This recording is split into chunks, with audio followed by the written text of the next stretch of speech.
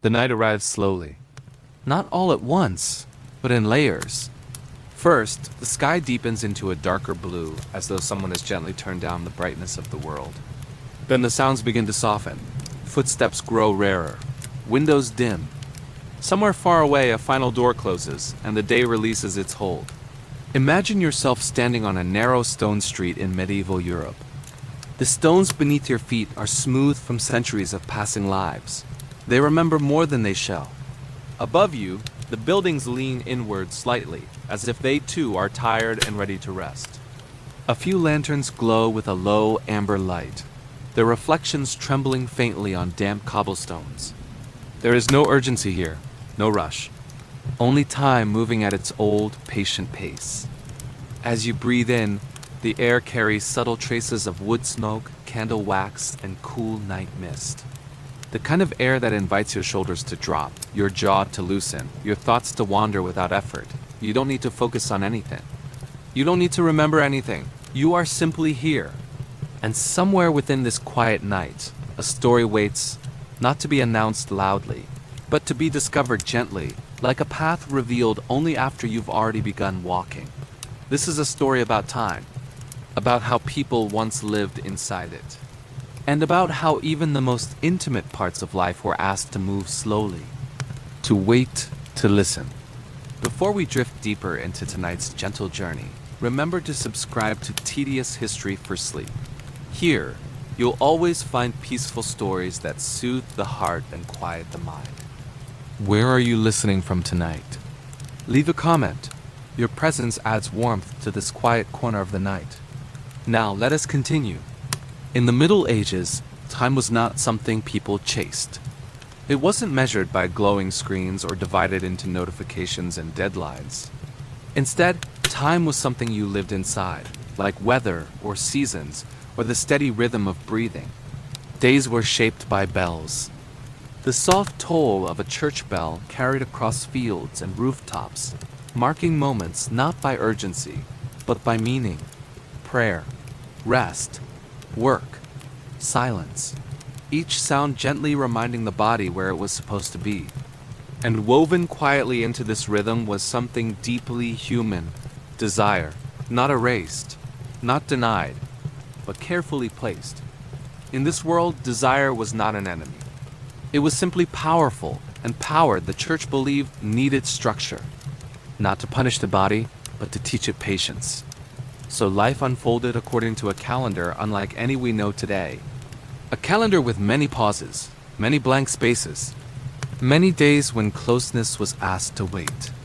If you were to stand inside a small medieval home, perhaps a timber-framed house with a low ceiling and a hearth still warm from the evening meal, you would notice how quiet it becomes at night. No music, no distraction. Only the soft crackle of dying embers and the shared presence of two people resting side by side. On many nights of the year, that closeness stopped there. Not because love was absent, not because affection was wrong, but because the calendar said, not tonight. And the calendar, in this world, held great authority. There were the great feast days first. Christmas, Easter, Pentecost. On these days, the air itself felt different.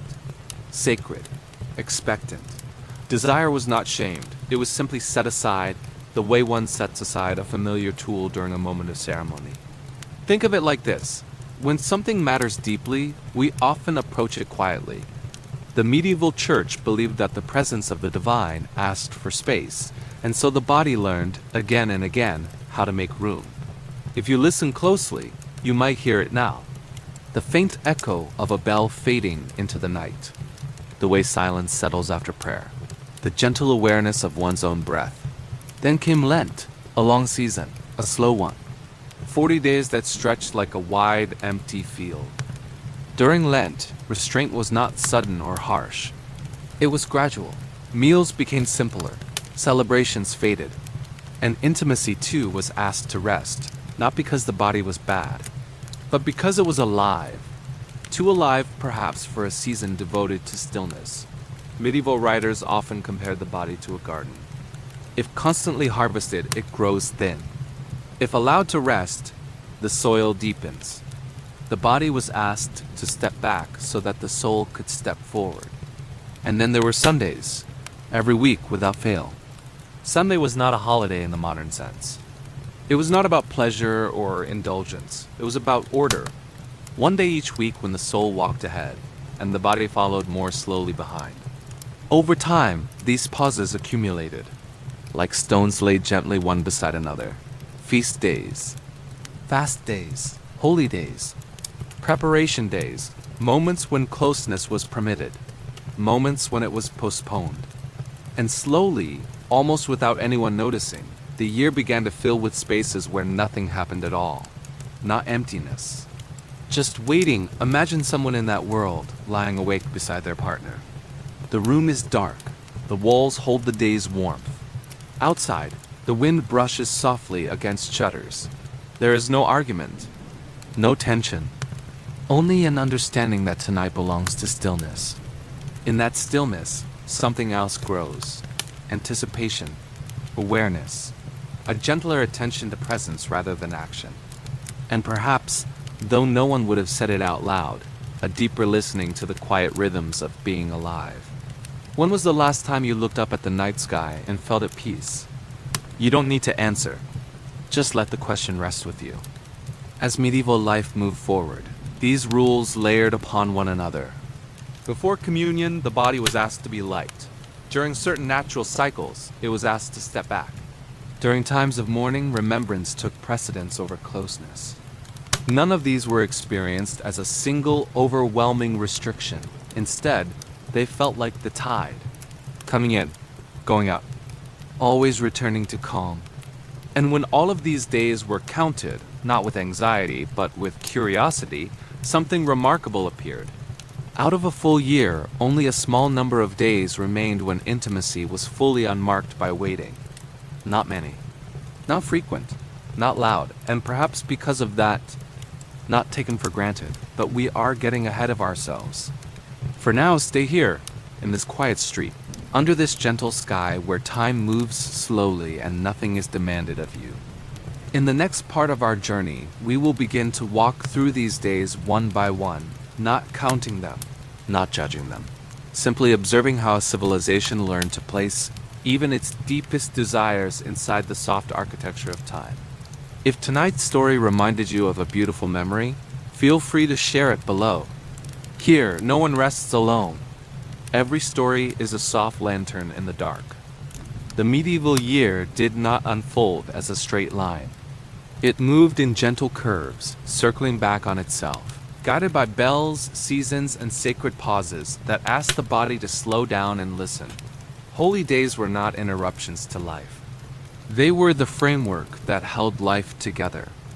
When a feast day arrived, it carried a different weight in the air, as though the ordinary rhythm of breathing had briefly changed its pace. On these days, people woke with an unspoken awareness that time belonged elsewhere. The church calendar did not shout its authority. It simply rested quietly at the center of daily life, shaping choices without urgency. A holy day meant that heaven felt closer. Not closer in a dramatic way, but nearer in the way silence feels closer when noise fades. The body, sensing this shift, was gently asked to stand back. Intimacy was not condemned on these days. It was postponed like a conversation saved for later, because the moment was believed to belong to something larger than the self. Inside stone churches, candlelight flickered against walls darkened by centuries of breath and prayer. The air smelled faintly of wax and cold stone, and voices rose slowly, measured and calm. People sat shoulder to shoulder on wooden benches, wrapped in wool and routine, their thoughts moving inward. Desire did not disappear here. It softened, settling quietly beneath layers of reverence.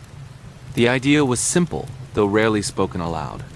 When the sacred was present, the human body learned how to wait. This waiting was not filled with tension. It was filled with structure, the comforting knowledge that there was a right time for everything, and that tonight was meant for stillness. As evening arrived on these holy days, households grew quieter than usual. Meals were modest, conversations gentle, movements slower, as if everyone agreed to walk more softly through the hours. In the dim glow of hearth fires, Couples shared space without expectation. There was comfort in knowing that closeness could exist without crossing into action. In this way, intimacy became something rare enough to be noticed. Something that did not fill every night, but arrived when time itself allowed it. The church did not frame this as loss. It framed it as order, and order brought peace to a world that otherwise offered very little certainty. Life in the Middle Ages was fragile. Illness came suddenly, harvests failed without warning, and winters could stretch longer than expected. In such a world, predictability mattered deeply. The calendar became a kind of shelter. By placing boundaries around desire, it offered a sense of balance, reminding people that not everything needed to happen at once. Over time, these holy days layered gently upon one another. Christmas led to Epiphany, which flowed into Lent, which carried the body slowly toward Easter. Each pause was familiar. Each restraint was expected. The body learned these rhythms the way it learned the changing of seasons. If you imagine living within this pattern long enough, something interesting begins to happen. Waiting no longer feels like deprivation. It feels like alignment. Desire, when delayed, does not vanish. It settles deeper, becoming quieter but more present, like water held behind a calm dam. And when the holy days passed, when the bells marked a return to ordinary time, closeness carried a different texture. It arrived gently, without rush, shaped by patience. Perhaps this is why medieval writings rarely described intimacy as urgent. It was something approached slowly, with awareness, because time itself had trained people to move that way. As night deepens now, you might notice how your own breathing has begun to change. Slower, softer, less interested in reaching anywhere in particular. You do not need to imagine yourself living in that world. You only need to notice the quiet that comes when nothing is demanded. Holy days asked for this quiet again and again. They taught generations that stillness could be shared, and that closeness did not always require action. In the darkness of medieval nights, under low roofs and heavy beams, people learned how to be present without consuming the moment. They learned how to let time lead. And somewhere within that patient rhythm, something subtle emerged. A realization that desire, when given space, becomes less restless and more tender. If tonight's story has slowed your thoughts even a little, allow that feeling to stay.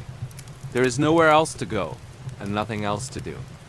In the next part of our journey, we will enter the longest and quietest season of all, when the body was asked to rest for weeks at a time, learning the deep language of restraint.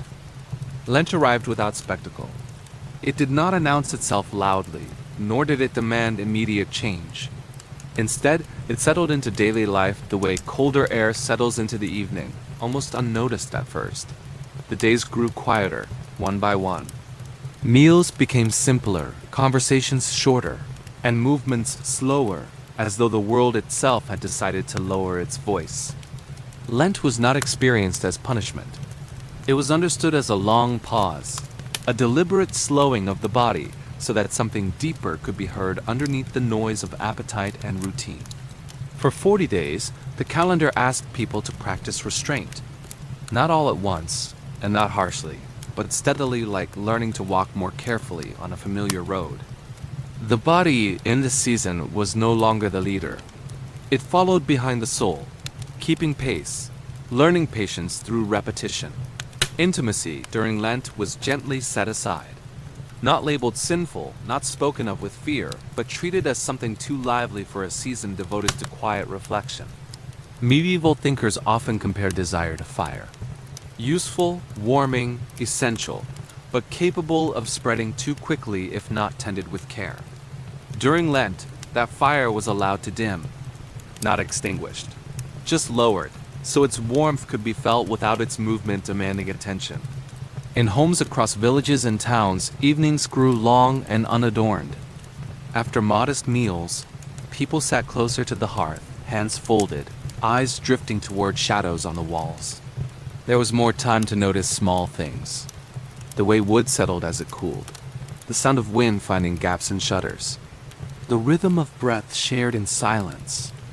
Without the familiar pull of indulgence, the mind softened. Thoughts wandered more slowly, less driven by wanting, more open to remembering. Lent encouraged this remembering. It invited people to look backward, inward, and gently downward into themselves. The body, asked to wait, began to listen. Muscles relaxed into stillness. The senses, less stimulated, became quieter but sharper. Desire, now unexpressed, changed its shape. It became less about action and more about awareness, a low hum rather than a sharp note. This waiting was not uncomfortable for long. Like all rhythms, it became familiar through repetition. After the first weeks, restraint no longer felt like restraint. It felt like structure, something dependable in a world where very little was predictable.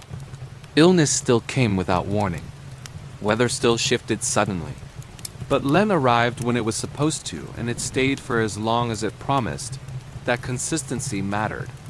It gave people something steady to lean on. As days passed, intimacy faded gently into the background of life. Not gone, just resting, like a path temporarily covered by fallen leaves. In its place came other forms of closeness. Shared silence. Small gestures of care. The comfort of simply being near another person without expectation.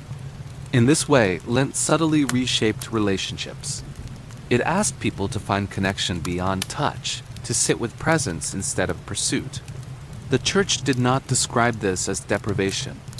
It described it as preparation. Preparation for renewal. Preparation for return. The body was not being denied pleasure. It was being asked to remember how to be still before being allowed to move again. This idea was deeply woven into medieval thinking. Fields were left fallow so they could yield more later. Tools were set down so hands could rest. The body too was treated as something that needed seasons, times of use and times of pause. At night, under thick blankets and low ceilings, couples lay awake together in the quiet. There was no sense of loss, only an understanding that this was how the season breathed. The absence of action did not create distance. If anything, it created attentiveness. Without the distraction of desire, people noticed each other more. The sound of breathing, the warmth of shared space, the subtle reassurance of presence. Lent did not rush toward its end. It moved slowly, almost deliberately, allowing each day to resemble the last. This sameness was not dull. It was calming. The mind, no longer pulled forward by anticipation, began to settle into the present moment. And in that settling, something loosened. If you imagine living inside this rhythm year after year, you can begin to sense its effect. Waiting no longer feels empty. It feels full of quiet meaning. Desire, held back gently, becomes less demanding. It learns how to exist without control. And when Easter finally approached, it did not arrive abruptly. It emerged gradually, like dawn after a long night. But before we reach that moment, it is enough to remain here. In the softness of Lent, in the long evenings and gentle pauses. If you notice your own thoughts slowing now, allow them to drift. You do not need to follow them anywhere. The body, like the medieval calendar, knows how to rest when given permission. In the next part of our journey, we will step into the smaller pauses that arrived every single week. Quiet reminders that stillness did not belong only to seasons, but to ordinary days as well. Each week in the medieval world carried its own small ending. It did not arrive with celebration or relief, but with a gentle reordering of attention, a moment when time itself seemed to soften its grip. Sunday was not a reward for labor. It was not leisure in the modern sense. It was a pause, placed carefully at the center of the week, reminding everyone that life was not meant to move in one continuous forward motion. As Sunday approached, the rhythm of days shifted almost imperceptibly.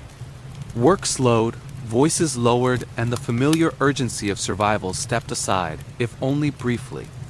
The morning began with bells, their sound spreading outward like ripples on water. They did not demand haste. They invited presence. People walked toward churches along paths they knew by heart. Their steps were steady, unhurried, shaped by repetition rather than choice. Inside, the air was cool and still. Light filtered through narrow windows, settling softly on stone floors worn smooth by centuries of waiting feet. Sunday asked the soul to lead. The body followed, quieter than usual, learning to stand behind something greater than itself. Intimacy on Sundays was not forbidden with severity. It was simply understood that this day belonged elsewhere. The body, reminded of its place, learned to pause without resistance. Desire did not disappear. It rested, like a thought set aside until later. This weekly restraint was gentle because it was familiar. It came often enough that it no longer felt like interruption. Over time, Sundays became an anchor. No matter how chaotic the week had been, this day arrived as promised. For people whose lives were shaped by unpredictability, this mattered deeply. The certainty of Sunday brought calm. As the day unfolded, movement slowed further. Meals were modest, conversations were quieter, carrying less urgency. In homes and shared spaces, there was more sitting than doing, more listening than speaking. Couples shared space without expectation. There was comfort in knowing that closeness did not require fulfillment to be real. Sunday evenings, in particular, carried a unique stillness. The light faded early, and shadows gathered gently in corners of rooms. Candles burned steadily, their flames barely moving, as if they too understood the nature of the day. This was a time for reflection, though not in an analytical sense. Thoughts drifted backward and inward without effort. The body, having rested its desires, felt lighter. Not empty, but unburdened. Over years, this weekly pause shaped how people understood themselves. They learned that wanting did not need immediate resolution. Waiting became part of the fabric of being alive. In this way, Sundays trained the body in patience the same way seasons did, but on a smaller, more intimate scale. Every week, the lesson returned quietly. Not tonight. Not now. There will be time. This repetition did not weaken desire. It softened it, rounding its edges, making it less sharp. Desire, when allowed to rest regularly, became less urgent and more attentive. As night settled on Sunday, people prepared for the return of ordinary days. Tools were set out. Plans formed quietly. But before sleep arrived, there was often a lingering sense of calm, a gentle awareness that something essential had been honored. The week had been allowed to breathe. If you notice now how your own thoughts rise and fall, you may sense a similar rhythm. Moments of focus followed by moments of release. Sunday did not belong to productivity. It belonged to presence. In a world that offered few comforts, this mattered. The body, given regular permission to pause, learned how to be still without anxiety. And over time, this stillness extended beyond Sundays. It seeped into evenings, into moments of quiet shared between people. The calendar did not enforce this with fear. It offered it with consistency. Sunday returned every week, asking nothing more than attention. As we continue this journey, we will begin to notice how these pauses accumulated, how they layered gently over one another, shaping an entire year into a landscape of waiting. For now, allow yourself to rest in this weekly exhale. There is nothing you need to prepare for. In the next part, we will explore the quieter moments that came before sacred acts, when the body was asked to grow light, readying itself for something unseen. In the medieval imagination, the body carried weight beyond flesh. It held memory, appetite, fatigue, and the quiet residue of everyday life, all of which needed softening before approaching what was considered sacred. Before receiving communion, people were asked to become lighter, not physically thinner, but inwardly unburdened, as if something subtle needed to be set down before stepping forward. This lightness was not achieved through effort. It came through waiting, through small acts of restraint that gently cleared space inside the self. The night before communion often passed in silence. Voices lowered, movements slowed, and the body learned to remain still with its own thoughts. Intimacy, during this time, was quietly postponed. Not because it was impure, but because it anchored the body too firmly in the world of sensation. The sacred, in medieval understanding, required a certain emptiness. Not a lack, but an openness, like a bowl waiting to be filled. To touch another body was to be reminded of weight, warmth, and desire. Communion asked instead for attentiveness, for a mind that could remain steady, so the body waited. It lay beside another without crossing the familiar threshold, learning again how closeness could exist without movement. This waiting was often brief, just a night or two. Yet its repetition gave it meaning far beyond its length. Over years, people came to recognize this pattern without thinking about it. Certain nights simply felt different. The room seemed quieter. The darkness felt deeper. Sleep arrived slowly like a careful guest. In these moments, the body became aware of itself in a new way. Breath felt more noticeable. Stillness felt intentional. There was no sense of loss here, only a sense of preparation. The medieval church believed that some experiences required a kind of clearing, the way a table must be wiped before bread is placed upon it. Intimacy was not excluded from life. It was simply not brought into this particular moment. This distinction mattered. It allowed desire to remain whole while still respecting the rhythm of sacred time. As morning approached, people woke early. Fasting often accompanied this waiting, further lightening the body. Hunger sharpened awareness. The senses, slightly deprived, grew more alert. Walking to church in the early hours, the world felt hushed. Footsteps sounded softer. Conversations were minimal. Inside the church, the air carried a familiar stillness. Candles burned steadily, their flames barely trembling. As communion approached, there was a shared sense of anticipation, not excitement, but readiness. The body, having waited, felt open. The mind, having quieted, felt present. This moment was brief. A simple act, repeated countless times across generations, yet the preparation surrounding it gave it weight. In this way, restraint became a form of care. Not care imposed from outside, but care practiced gently, almost privately. The body learned that not every desire needed to be expressed immediately. Some were meant to rest, to soften, to wait their turn. This waiting did not weaken connection between people. If anything, it deepened it. Couples who lay quietly together before communion shared a different kind of closeness, one built on shared intention rather than action. They were aligned not only with each other, but with the larger rhythm surrounding them. The calendar, once again, guided behavior without force. It offered structure that felt natural through repetition. Over time, these small pauses accumulated in the body's memory. They shaped how people understood patience. Waiting became familiar. Stillness became safe. If you imagine this pattern repeating year after year, you can sense how it changed one's relationship with desire. Desire became something that could be held without urgency, something that did not need constant attention. In a world filled with uncertainty, this predictability brought comfort. Communion days arrived when expected.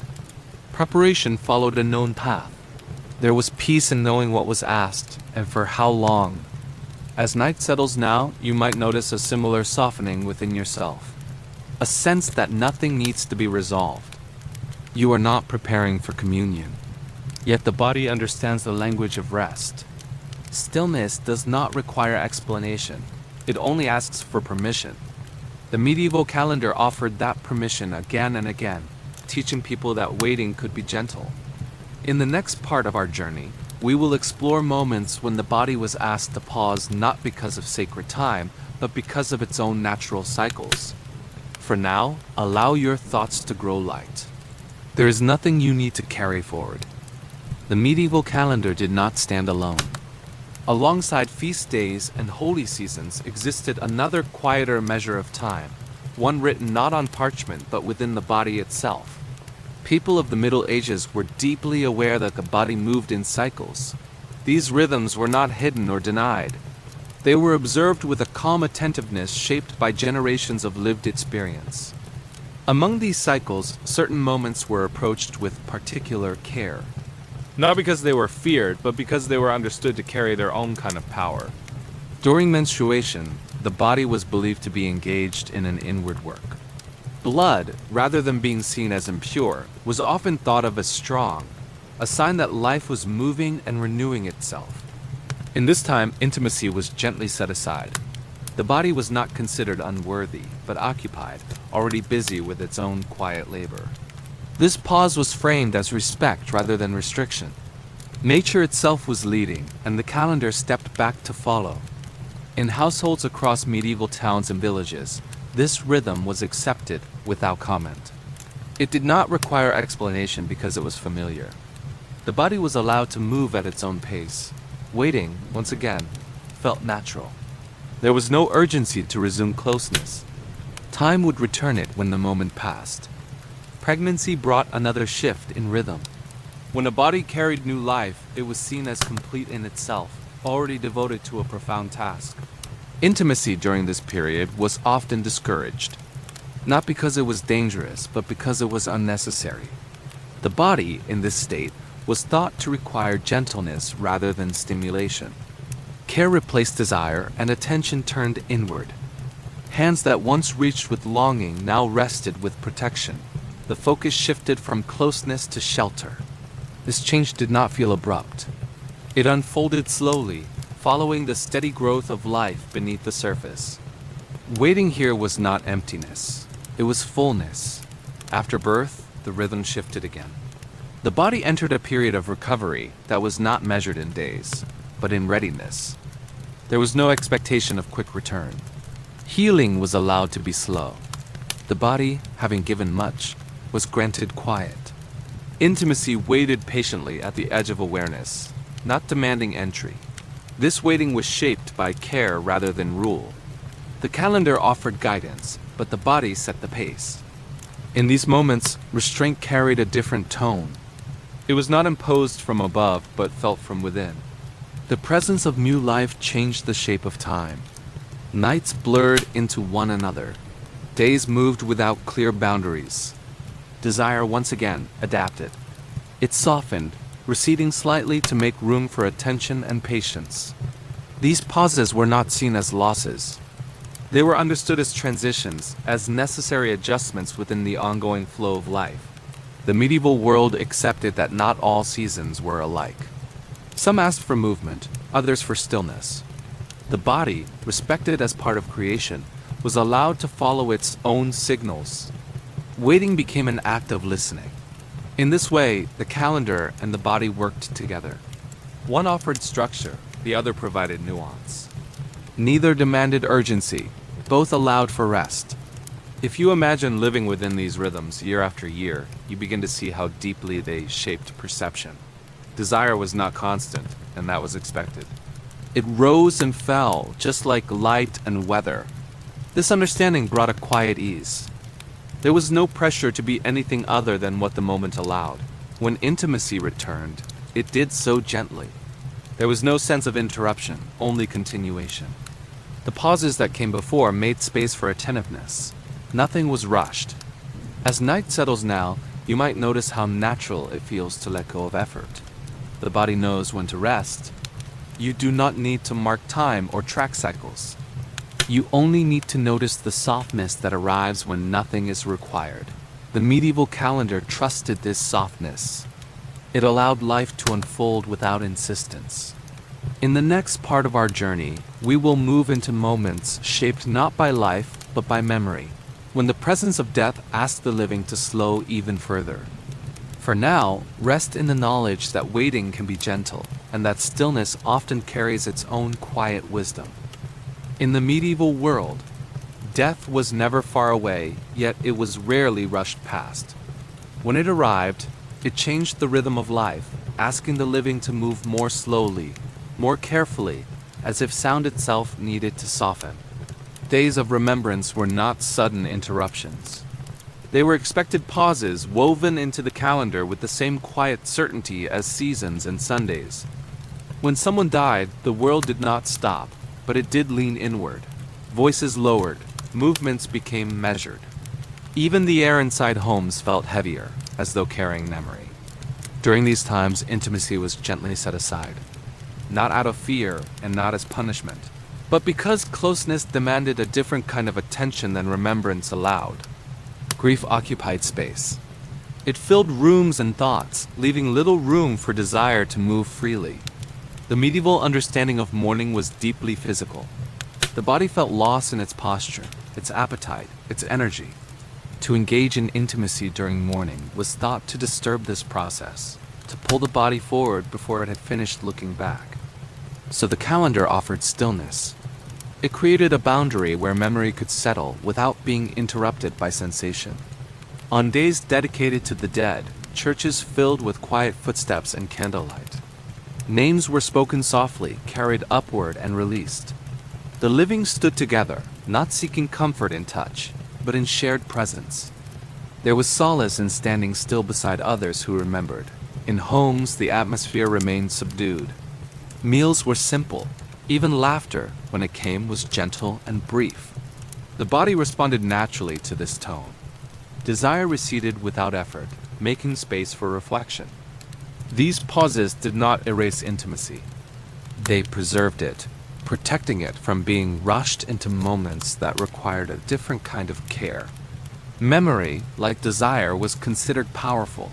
Both could overwhelm if not given boundaries.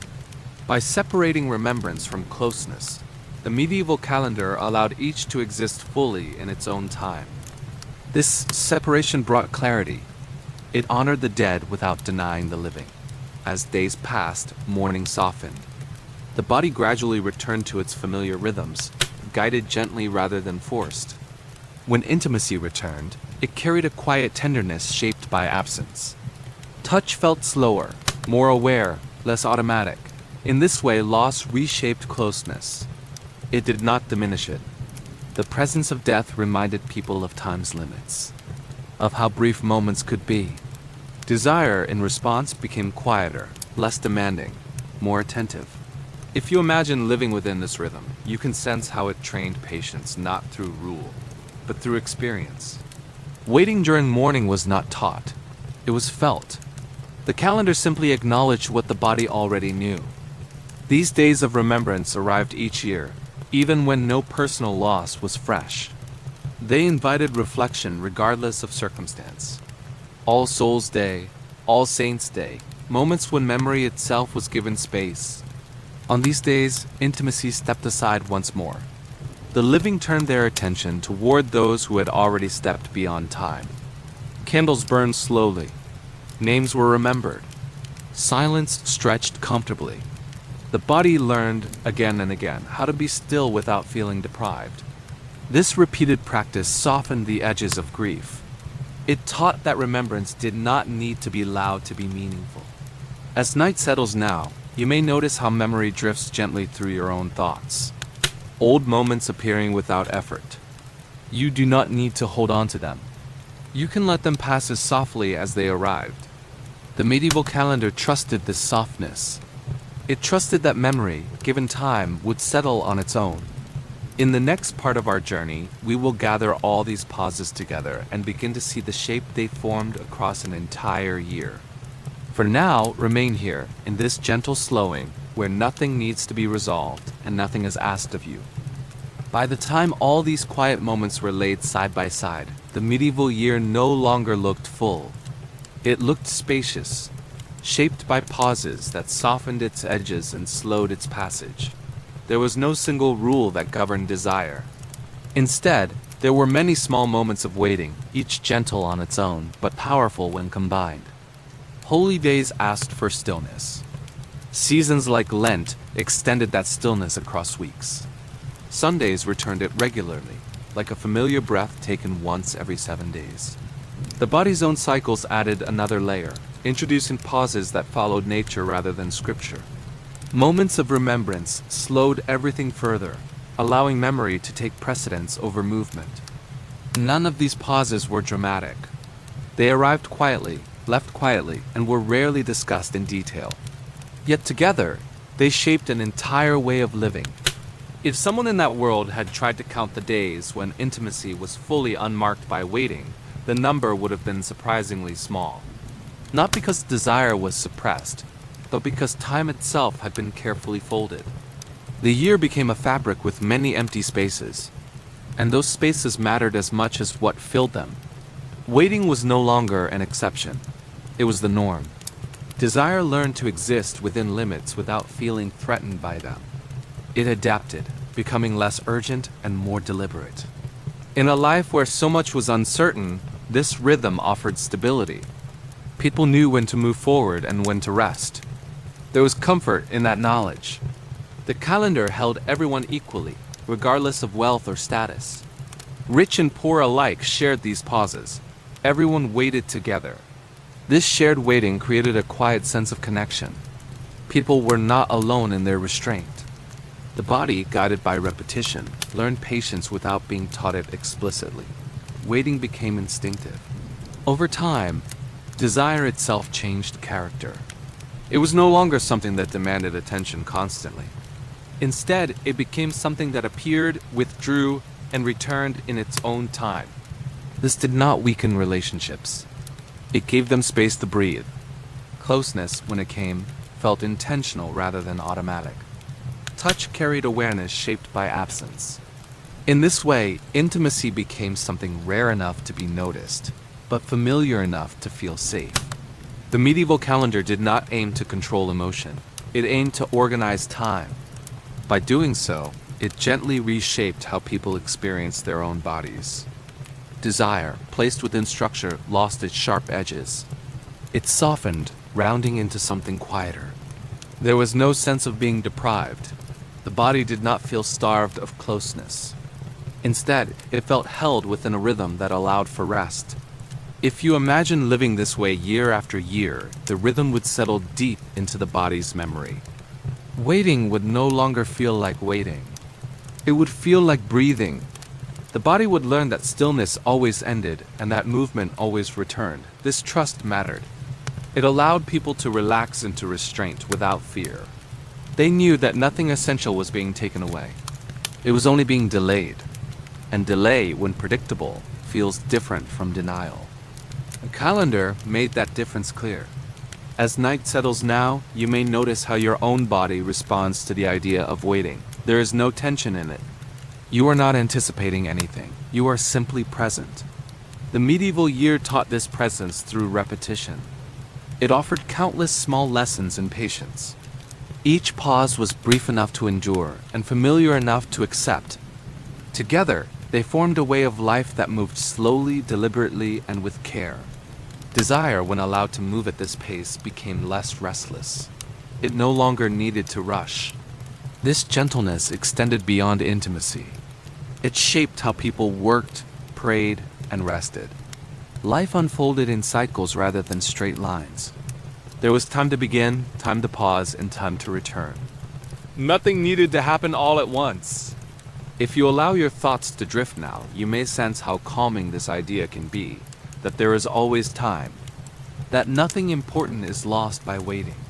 The medieval calendar trusted time. It trusted that what mattered would come back around. In the next part of our journey, we will gently step toward the quiet realization that emerged from all this waiting. A realization about rarity, tenderness, and the meaning of closeness. For now, rest within this spacious year, where the gaps are as important as the moments themselves. When something appears less often, it begins to change its shape in the mind. It becomes quieter, more noticeable, and easier to hold with care. This is what happened to intimacy when it lived inside so many pauses. In the medieval world, closeness was never far away, but it was never constant. It arrived, withdrew, and returned again, guided not by impulse but by time. Because of this, intimacy was rarely rushed. There was no sense of needing to seize the moment before it disappeared forever. It was expected to come back, just not immediately. This expectation softened everything. Desire no longer pressed forward with urgency. It learned how to wait without anxiety. When intimacy finally arrived, it carried a different quality. It felt deliberate, shaped by attention rather than habit. Touch was slower. Presence was fuller. There was space for noticing rather than consuming. The body, trained by repetition, understood that restraint did not mean rejection. It meant preparation. Closeness became something entered into gently, not something fallen into by default. This gentleness extended beyond physical contact. It shaped how people looked at one another, how they spoke, how they shared silence. When intimacy was rare enough to be noticed, it became less noisy. It did not need to announce itself. There was no performance, no urgency, only a quiet meeting of attention. In this way, the calendar did not remove desire. It refined it. Desire became less about release and more about connection. The body learned that satisfaction did not always come from action. Sometimes it came from anticipation, from the shared knowledge that waiting itself had meaning. This understanding brought calm. It removed pressure from closeness. There was no expectation that intimacy had to resolve anything. It was not asked to fix loneliness or fill emptiness. It existed simply as a moment of shared presence. The medieval rhythm taught this slowly, without instruction. People absorbed it by living inside the pattern. Over years, this pattern became invisible. It felt natural.